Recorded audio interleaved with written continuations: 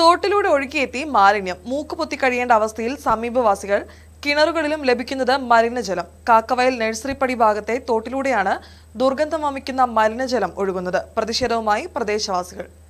കാക്കവയൽ നഴ്സറിപ്പടിക്ക് സമീപം മുതൽ ദേശീയപാതയോരത്ത് കൂടി ഒഴുകുന്ന തോട്ടിലാണ് മാലിന്യം ഒഴുകുന്നതായി പ്രദേശവാസികൾ പറയുന്നത്.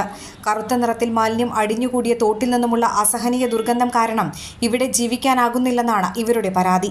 സമീപത്തെ വിവിധ സ്ഥാപനങ്ങളിൽ നിന്നുള്ള മാലിന്യം തോട്ടിലേക്ക് ഒഴുക്കുന്നതായാണ് ഇവരുടെ ആരോപണം.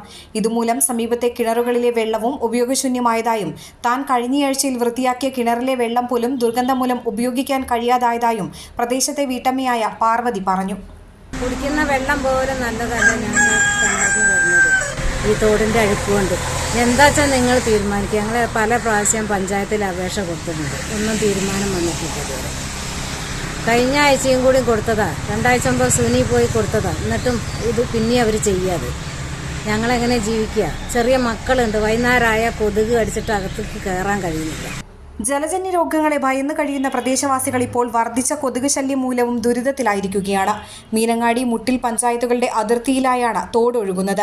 ആരോഗ്യവകുപ്പ് അധികൃതർ സ്ഥലപരിശോധന നടത്തിയെങ്കിലും മാലിന്യത്തിന്റെ ഉറവിടം കണ്ടെത്തിയിട്ടില്ല. ഗ്രാമപഞ്ചായത്തിനും ബന്ധപ്പെട്ട അധികാരികൾക്കും പലതവണ പരാതി നൽകിയിട്ടും പരിഹാരമില്ലാത്തതിനാൽ കനത്ത പ്രതിഷേധത്തിലാണ് പ്രദേശവാസികൾ. News bureau, Meenangadi.